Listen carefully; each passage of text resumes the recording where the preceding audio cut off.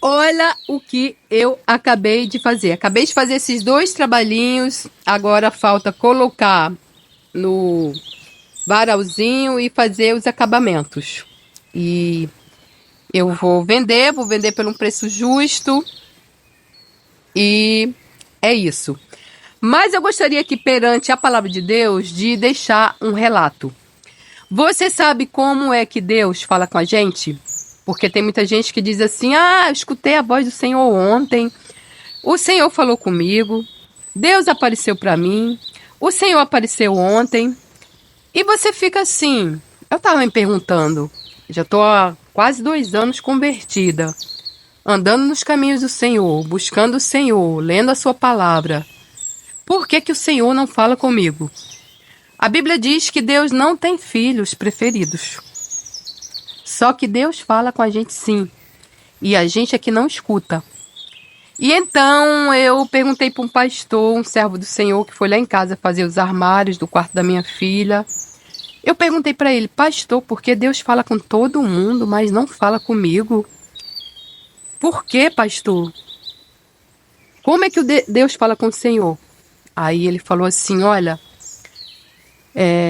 Deus fala com a gente assim, às vezes ele coloca um desejo muito forte no nosso coração e uma mensagem assim muito forte na nossa mente. Só que veja, o diabo ele também trabalha na nossa mente. Paulo falou que a nossa mente é um campo de batalha, onde Satanás ele trabalha o tempo inteiro na nossa mente com aquelas mensagens, né?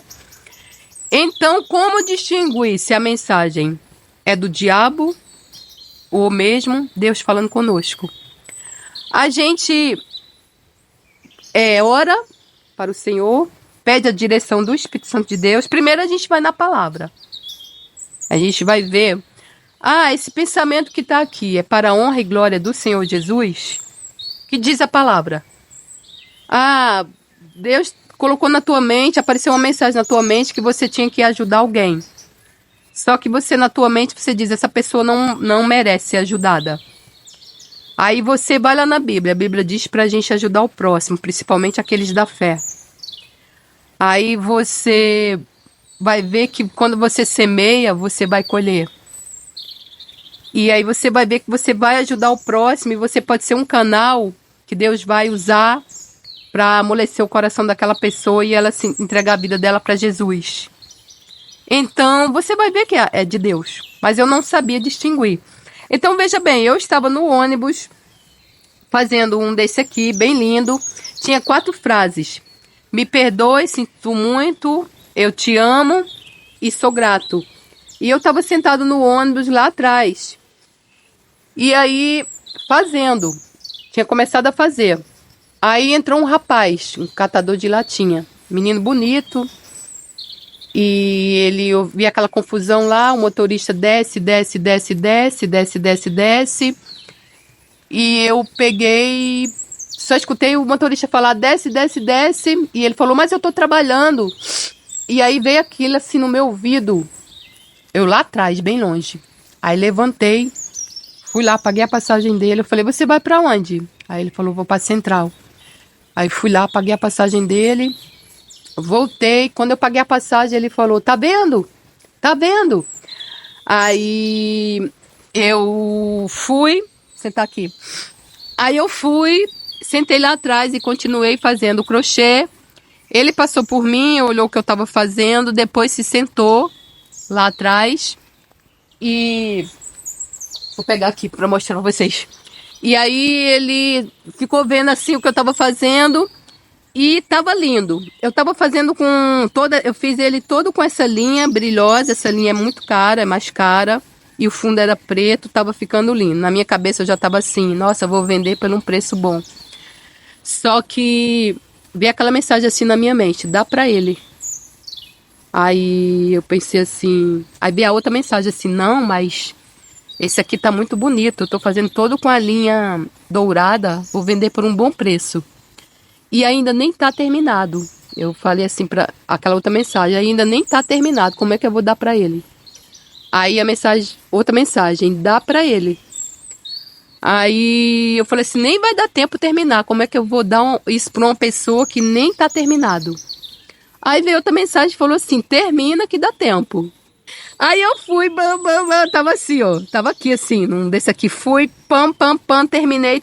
Quando chegou na 1º de março, eu ainda não tinha terminado, quando tava chegando perto da central, aí eu consegui terminar, botar o negocinho aqui pra empendurar, e tava assim, a coisa mais linda. Aí, olha as borboletas.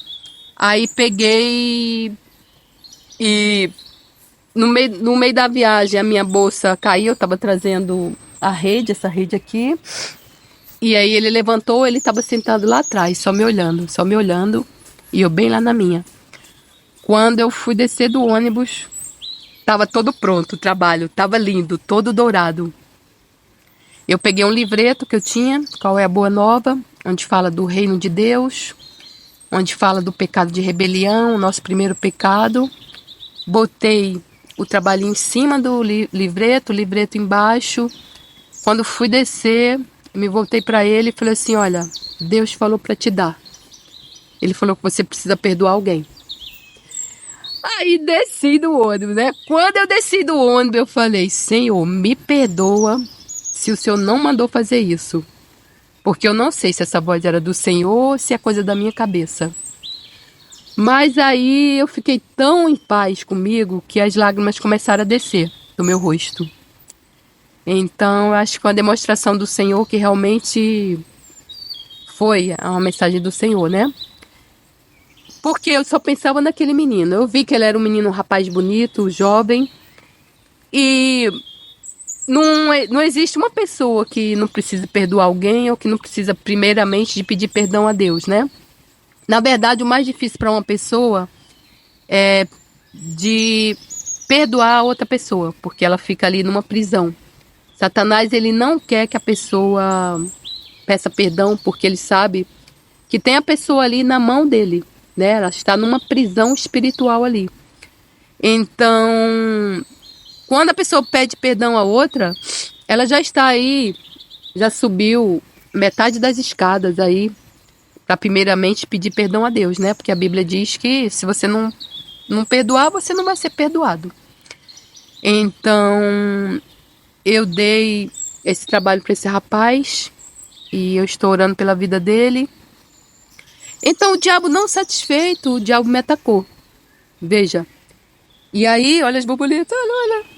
Aí, o que eu fiz? Ontem que eu estava melhor, eu terminei esse outro quadrinho ali. Vou dar para o vizinho, falar que o Senhor mandou, porque veio a mensagem na minha mente para eu dar para ele e ajudar ele com o saco de cimento ou a pia que ele precisa. E então,